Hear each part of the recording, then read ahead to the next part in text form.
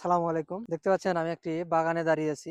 এটি হচ্ছে সৌন্দর্যমণ্ডিত যেসব বৃক্ষ আছে তার মধ্যে ২ টি বৃক্ষ এখানে আছে। একটা হচ্ছে সফেলারা বলা হয়। এটাকে আমরা যদি একটু দেখি, এটা হচ্ছে আমাদের এখানে মাদার গাছ রয়েছে। এটা ধীরে, ধীরে যখন বড় হবে তখন এখান থেকে আমরা কাটিং করব এবং এখান থেকে আমরা বংশ বিস্তার করব। এটা আসলে জিনিসটা কেমন হয় আমি আপনাকে একটু যদি বলি। এই জিনিসটা ধরেন অনেকে বাসাবাড়ির সামনে বা অফিসের সামনে যেগুলা গাছ দেখতে পান অনেকগুলো গাছ যেগুলো অনেক সুন্দর করে কাটিং করা থাকে বা অনেক সুন্দর করে ছাঁটাই করা থাকে, কোনো শেপ দেওয়া থাকে। তো এটা হচ্ছে সেই গাছ যেটা হচ্ছে সফেলারা। আর পাশাপাশি এই যে আরেকটি গাছ দেখতে পাচ্ছেন এটার পাতা অনেক ঝোপালো।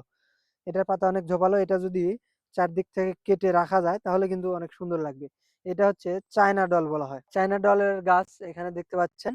আর পাশাপাশি হচ্ছে সফেলারা। এই ২ টি গাছ এখানে হচ্ছে বাগান করা হয়েছে।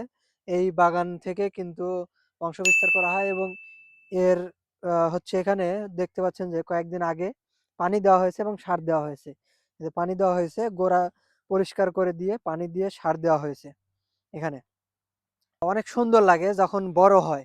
বিশেষ করে গাছগুলা যখন বড় হবে তখন অনেক সুন্দর লাগবে। আপনার বাসার সামনে ধরেন ২ টা ৪ টা গাছ লাগাবেন, অনেক সুন্দর লাগবে। তো ভিউয়ার্স প্রতিনিয়ত আমি আপনাদের গাছপালা বা প্রকৃতি নিয়ে ভিডিও দেওয়ার চেষ্টা করি।